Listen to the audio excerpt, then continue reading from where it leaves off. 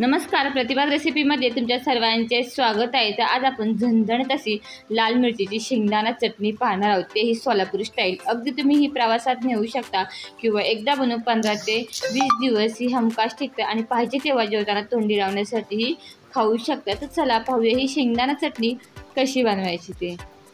तर पाहू शकता, शेंगदाणा चटणी बनवण्यासाठी मी 1 वाटी घेतलेले आहे शेंगदाणे। तर हे शेंगदाणे आपल्याला भाजून घ्यायचे आहे आणि इथे मी मिरची पावडर म्हणजे लाल तिखट घेतले आहे 2 चमचा आणि एक अख्खी लसूण कांडी सोलून घेतलेली आहे।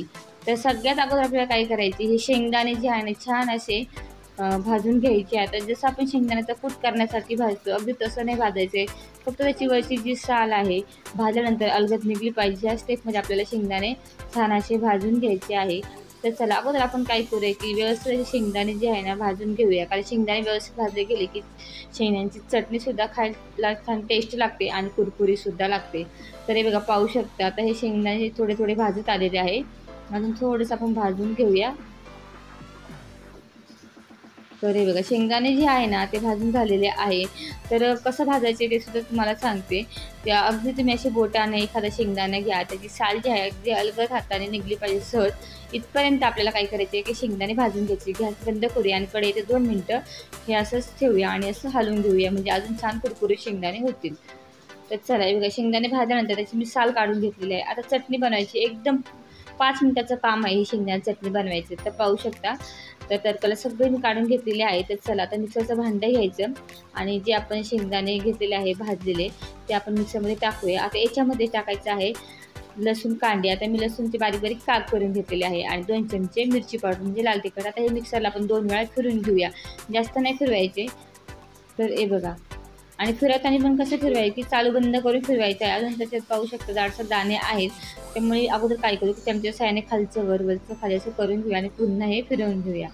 तर हे बघा पाहू शकता, आता हे झालेले आहे। थोडीशी आणि चटणी जी आहे ना ही शेंगा चटणी ती थोडीशी अशी जाडसरच हवी, म्हणजे खायला ही छान लागते। अगदी बघा एकदा बनवून पहा, अगदी 5 मिनिटंसुद्धा लागत नाही, झटपट होते, पण जेवणाची चव जी आहे ना अगदी तिप्पट होते। तर आता आपण याच्यामध्ये टाकूया चवीनुसार मीठ आणि हे मिक्स करून घेऊया।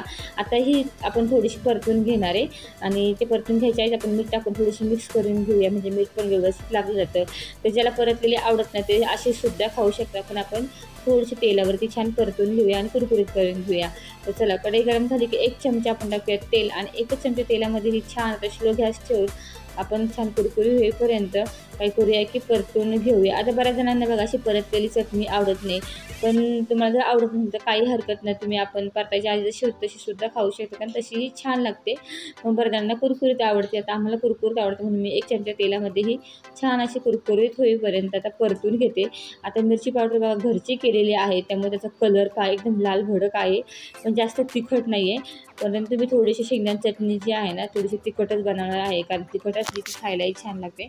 तर पाहू शकता आता परतून ते छान असे कुरकुरीत व्हायला आलेले आहे। तर मस्त अशी आपली शेंगदाण्याची कुरकुरीत अशी चटणी जेवताना तोंडी लावण्यासाठी बघा तयार झालेली आहे। अशाच याआधीसुद्धा आपण वेगवेगळ्या प्रकारच्या चटणी पाहिल्या आहेत, तिळाची असेल, जवसाची असेल, हिरवी मिरचीतली शेंगदाणा चटणी असेल, मिरचीची भजी असेल, मिरचीचा खरडा, ठेचा, त्याची लिंक मी डिस्क्रिप्शन बॉक्समध्ये देणार आहे, तुम्ही नक्कीच पहा।